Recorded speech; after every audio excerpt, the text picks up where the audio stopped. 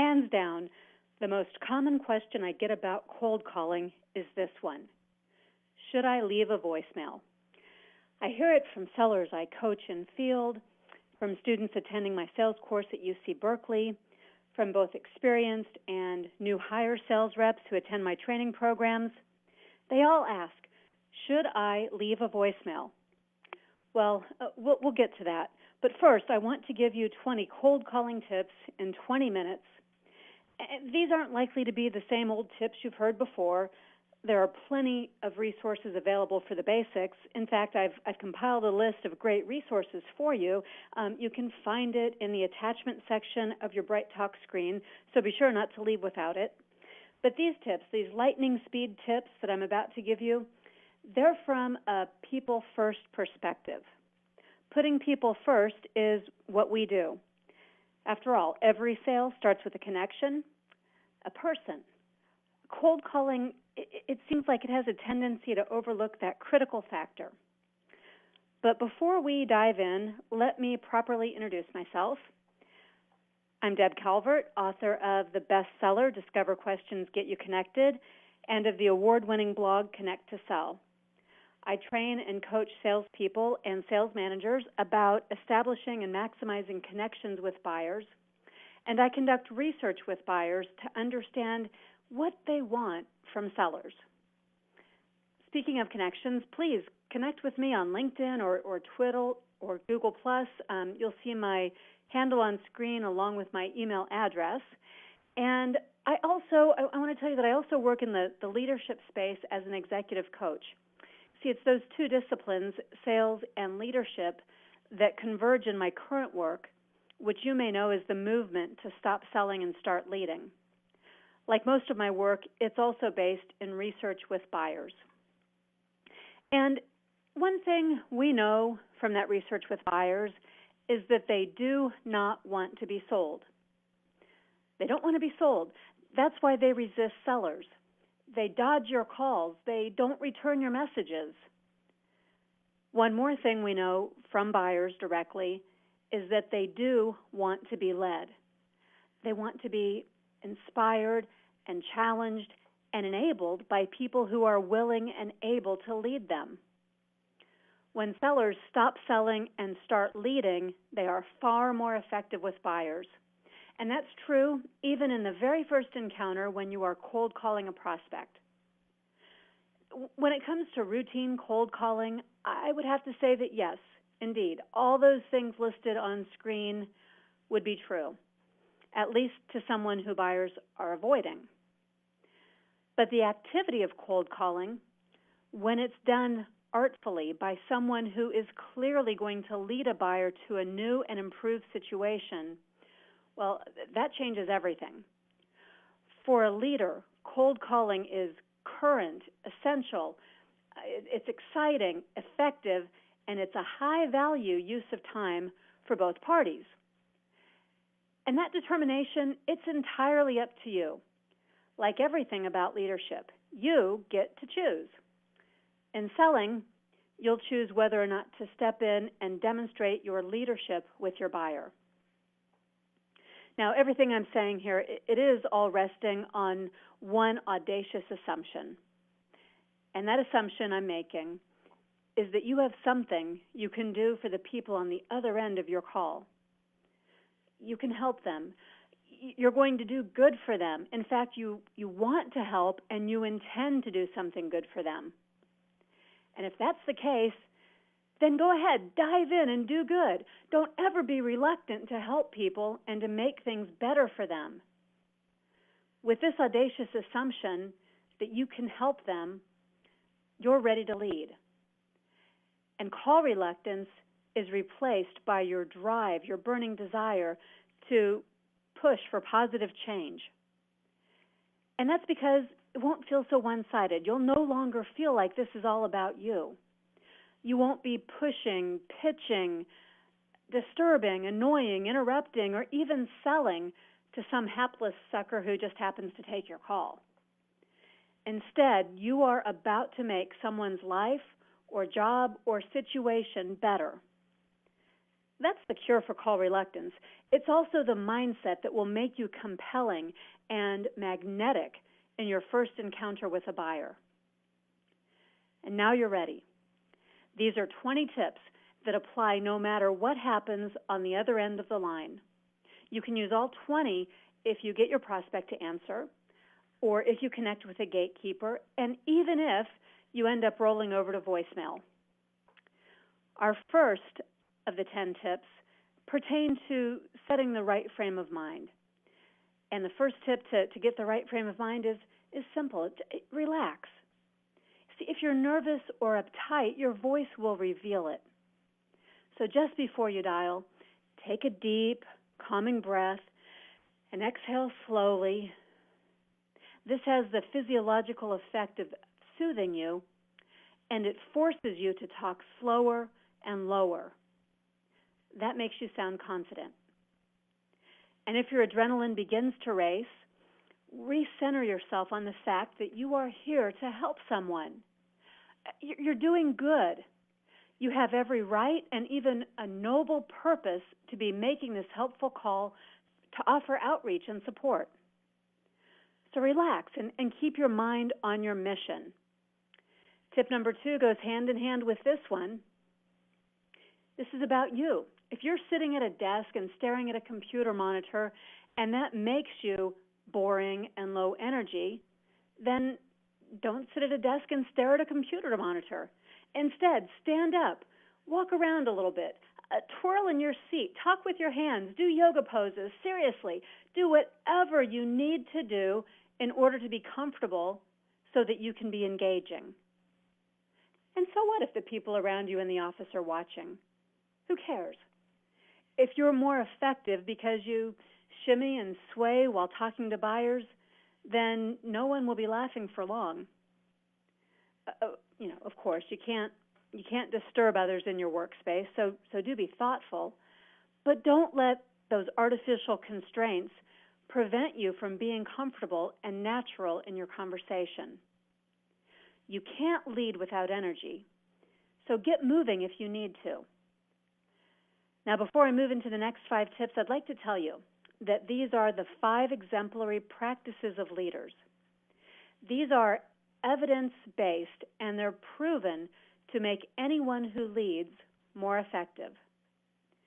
We know from 30 years of research that people more willingly follow those who exhibit these behaviors. If you'd like to know more about all of that research, check out the Leadership Challenge. That's the body of work by Jim Kouzes and Barry Posner.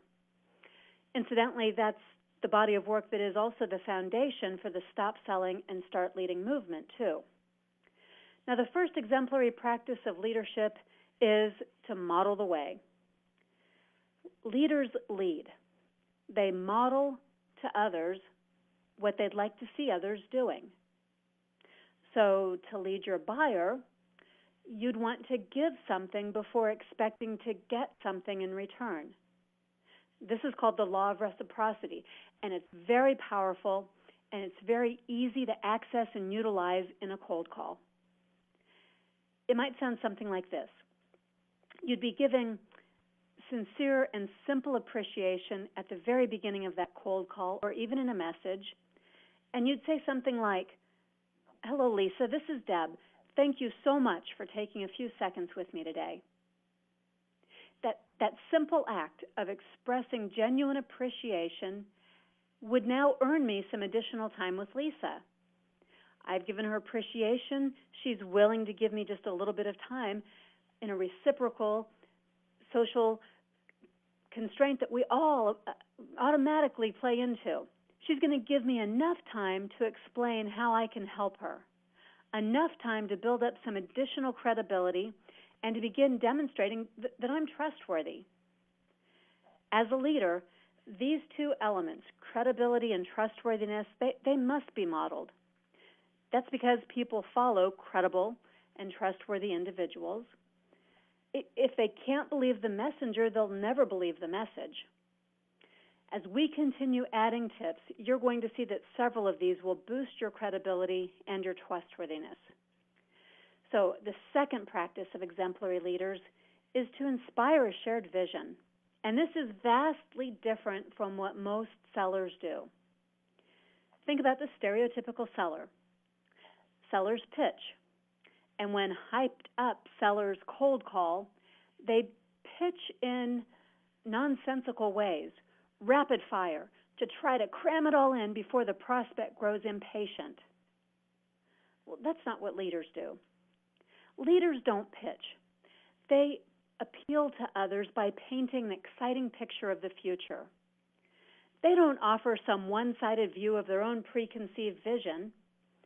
Instead, they gather enough information to make it a shared vision, one that a buyer can see himself or herself in. Leaders who are helping people show them how their own long-term interests can be realized in that shared vision. Leaders, they speak with genuine conviction about the higher meaning and purpose of their work. For them, it's not about selling something. It's about offering those exciting possibilities to someone who can truly be helped. The third exemplary practice of leaders is to challenge the process. You know that buyers want this. You've already heard about the challenger sale.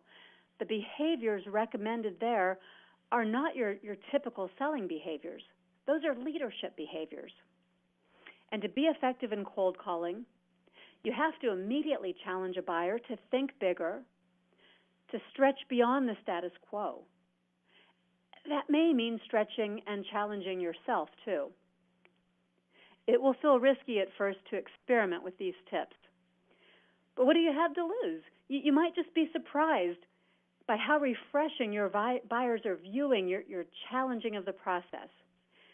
Because what you're challenging is that very same stereotypical selling that they would do almost anything to avoid. All right, so let's move on to the fourth practice of exemplary leaders, and that is to enable others to act. This is a big one. Buyers are very, very clear about what they want in this regard.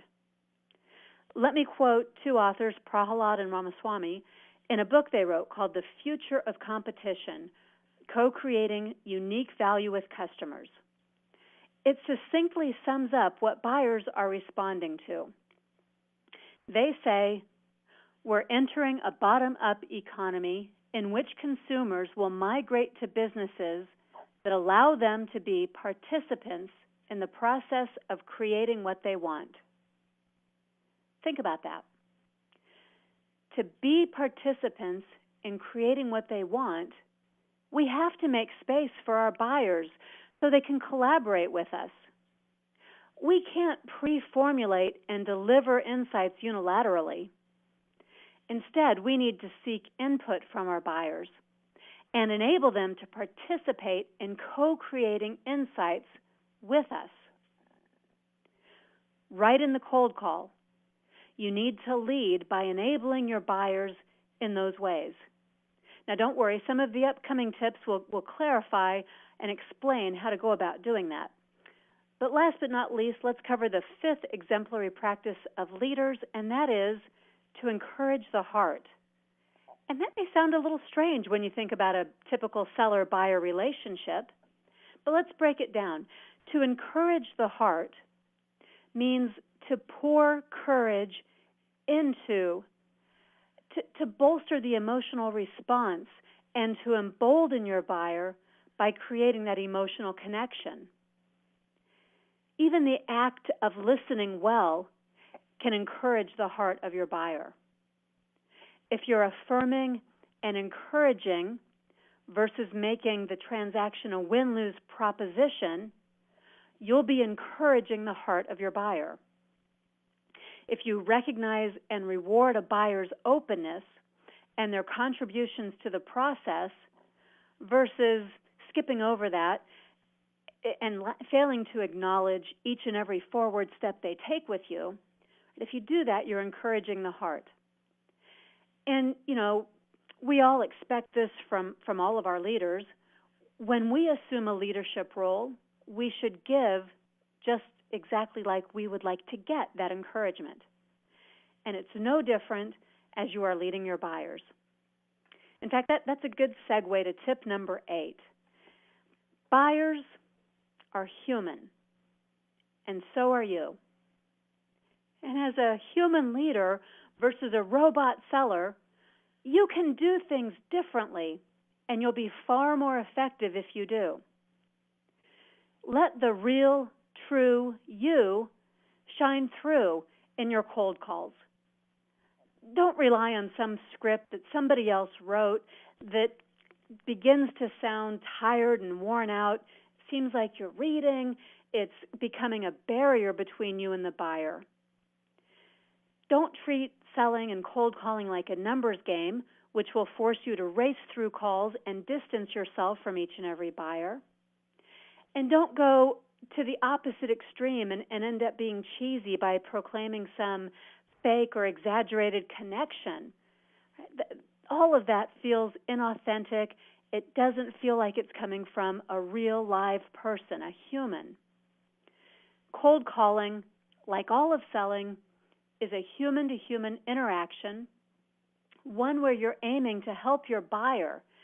And as a human aiming to help your buyer, you want to focus less on being interesting and focus more on being interested. It's the old maxim, seek first to understand and then to be understood. In cold calling, getting your buyer to share information is always a huge step forward. So the more you talk, the less the buyer talks. That won't work. Let's flip it. Don't let your nervousness or your fear of losing that live connection get in your way. Remind yourself that you're conducting this conversation for a purpose, to help somebody. And before you can help, you need a connection with that person. And they will only connect with you if they know you're interested in them, human to human. Okay, so speaking of the aim of the cold call, let's talk about that even more directly. Tip number 10, getting into the right frame of mind. Do know your objective. Know that it's not to make a sale, not initially, and it's not to cram in your whole sales pitch rapid fire. What's the point of that? The point of a cold call is to earn more time with the buyer so that you can develop a relationship and learn more about their needs and proceed to the close of the sale later on. You've got to open it up before you can close it up. By now, I know some of you are wondering, how can you demonstrate your desire to help if the buyer won't give you time? After all, these are the very same buyers who have become conditioned by sellers who waste their time and offer no value. So we'll shift now. Let's use our last 10 tips to get a little bit more tactical and practical. In tips 11, 12, and 13, we'll talk about how to move past those instant objections that buyers make to cold calls. Starting with this one, the classic, and it's not even true. People say they don't have time, but the truth is they do. We all do have time for something that will help us. The only problem is that your buyer doesn't yet know that you're here to help. So you've got to deal with this throwaway objection, this automated response, before you can proceed. Now, if you're like most sellers, you may have a tendency to accept this objection and to try to get a callback time. If you're going to use that strategy, I'd like to recommend you do it just a little bit differently. Take command and be a leader. Say, what I have to discuss with you is very important and will help you, so let's set up a time to talk in the near future. Don't say, can I call you back tomorrow? Because it's a waste of your time to place multiple calls and to send multiple emails trying to reestablish the connection that you have right now. Seize the opportunity while you've got it.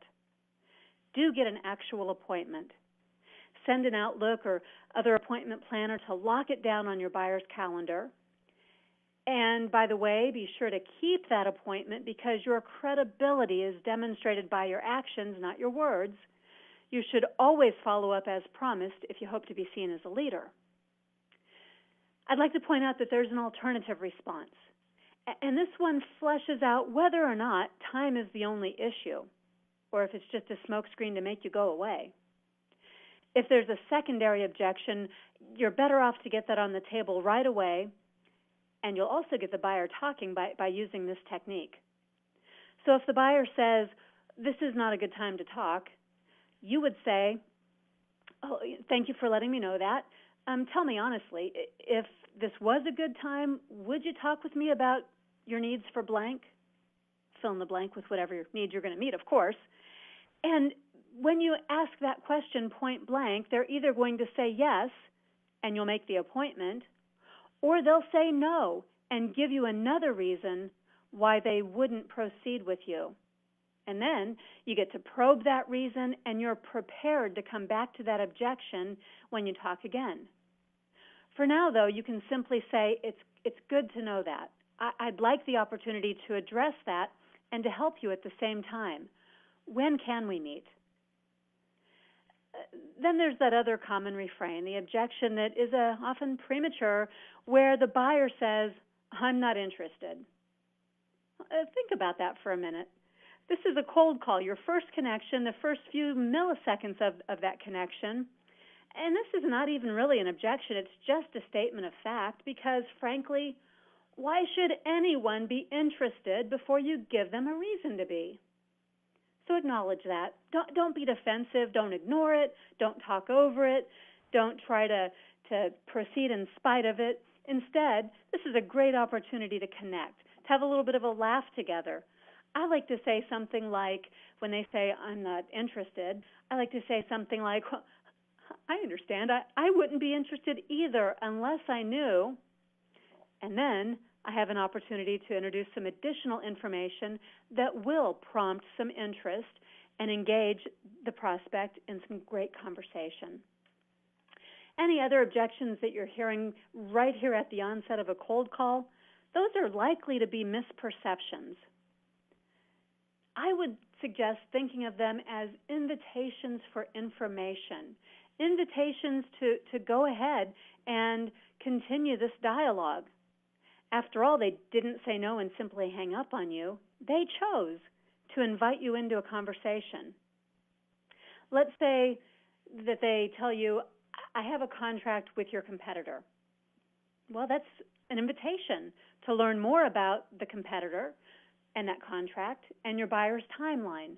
And as you're gathering those bits of information, you might be able to find ways to sell peripheral products or service enhancements. You'll be gathering information. You'll be connecting. You'll be demonstrating your leadership throughout all of that conversation. See, objections are openings. And you want to walk through that open door to have a real conversation. So use every objection. It's a green light, not a red light. And as you're doing that, conversationally and with great interest, you are beginning to make your prospect think more expansively. What you're doing is creating value out of thin air. And this is a big deal. See, buyers want to meet with people who help them pause, reflect, reconsider, and think. According to buyers, this is one of the highest value activities they can do with a seller, including in a cold call. And this is what leaders do. Leaders create value out of thin air just by virtue of those conversations that are challenging and enabling to others. The result of your leadership behaviors is value creation that buyers recognize and reward by spending more time with you and trusting you. And the fastest way you create value out of thin air is largely by asking quality questions. Quality questions, not fishing expedition questions, not canned needs assessment questions, but genuine, purposeful questions that are often unexpected, questions that will create value in a moment. Be sure to download the list of sample questions I've provided for you there in the attachments on your Bright screen. Those are field tested. They're effective. These questions, I selected those because they are questions that buyers have specifically called out when I've debriefed with them after sales calls, and buyers viewed these in a favorable way. These questions are all used in cold calling with the very first connection, and they're just a sample of the kinds of questions and techniques you'd find in my book, Discover Questions Get You Connected. The book is available on Amazon if you want to go deeper and develop question skills that can connect you with buyers all throughout your sales process. But here in the cold call, don't neglect to ask quality questions and create value. And when you do that, there are two companion behaviors that are needed. The first is your focus, your dedicated focus on the buyer. Don't try to fool anybody. Just because you're on the phone and they can't see you doesn't mean that they won't pick up on it if you're not fully tuned in. On the phone, it's even more important to stay completely in the moment and to listen carefully for the cues that are coming through, since you can't use the visual cues that you'd otherwise have. You've got to work to be engaged and to be engaging, and that only happens if you fully focus on the person on the other end of that call. By the way, if you'd like to subscribe to this Bright Talk channel, you'll find that there's a previous webinar all about the myth of multitasking, and it gives you lots of information about how to focus in a way that will be very, very meaningful and productive for you. But the second behavior that needs to accompany questions that are asked in a cold call is that you have to actively listen. Effective leaders are really, really good at this. They work at it to be good. At a minimum, because you're fully focused, as you are actively listening and you're using all your brain power to process what you're hearing, at a minimum, be listening beyond the content of what your prospect is telling you. Listen for the feeling, the subtle cues that would signify there's some kind of feeling or emotion behind what they're saying, that something is really stressful to them or a burden, or that something's actually really making them kind of nervous about it, or that there's some sort of gravity or weight to what they're saying. Listen for the feeling. And listen also for what's different. See, you walked into this call with certain expectations. Rather than pouncing when anything that's said suggests that your expectations might be accurate, instead, don't pounce. Listen instead for what's different, for what you didn't expect to hear, for those clues and cues that make you curious. And as you're staying in the moment, that's where you would probe. Now, as we get to our last couple of tips for cold calling, let's talk specifically about gatekeepers. And then we'll come back to that question about whether or not to leave a voicemail. By the way, everything we've already talked about can also be used with gatekeepers, but I find there's something extra here. People in these roles, they tend to be highly accustomed to helping others. Many have a service orientation, and they enjoy being able to support others.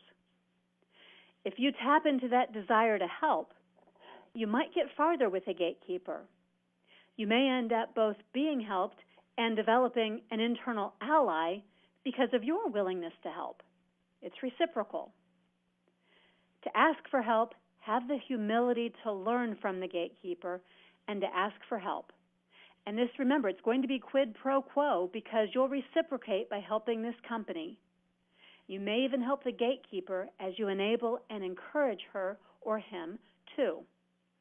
So you'll ask for help, you'll ask for advice, you'll ask for confirmation of the research you have or the assumptions you've made, and you'll be sure to let the gatekeeper know that your intention is to help, and you'll get through by demonstrating how you're different from all those other sellers. That's not how your product is different, but how you personally are different. And I can't emphasize this point enough. It's extremely important to differentiate yourself. Don't you dare act like all those other cold call sellers.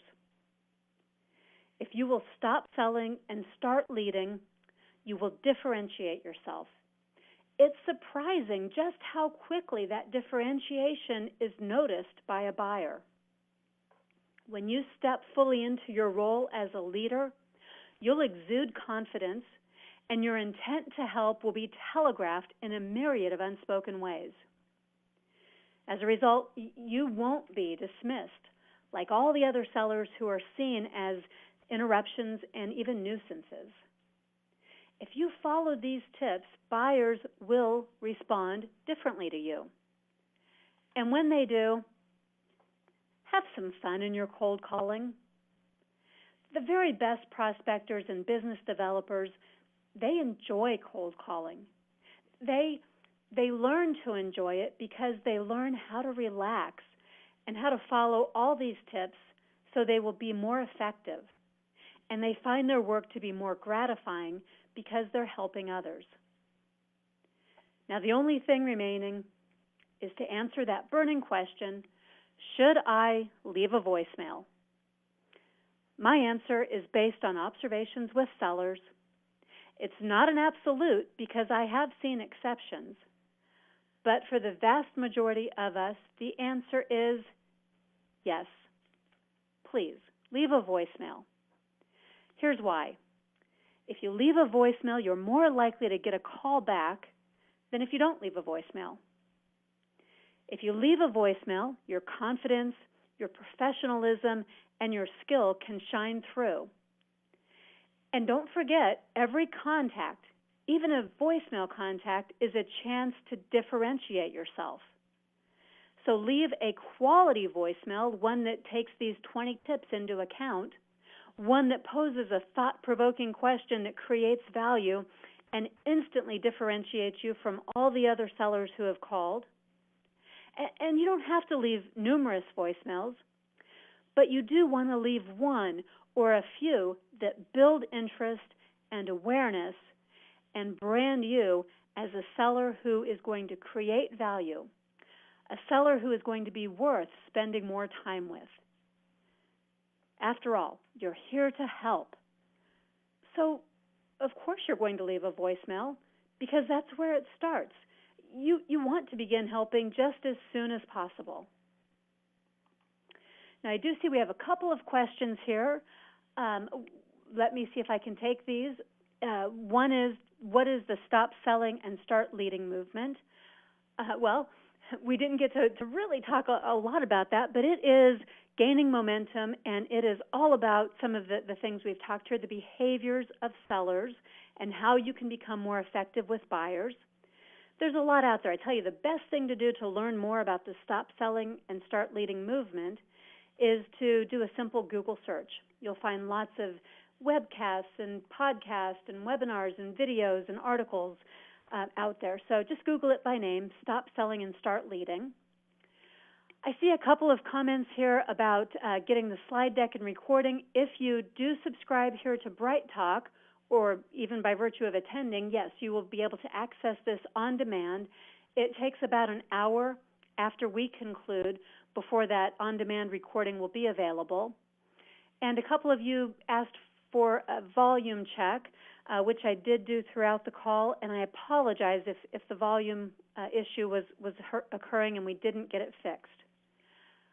Well, with that, don't forget those downloads that are available to you, and don't forget the book, Discover Questions Get You Connected, on Amazon. Please do connect with me. Let me know how these tips are working for you. And if you're looking for additional sales training or coaching, let's talk.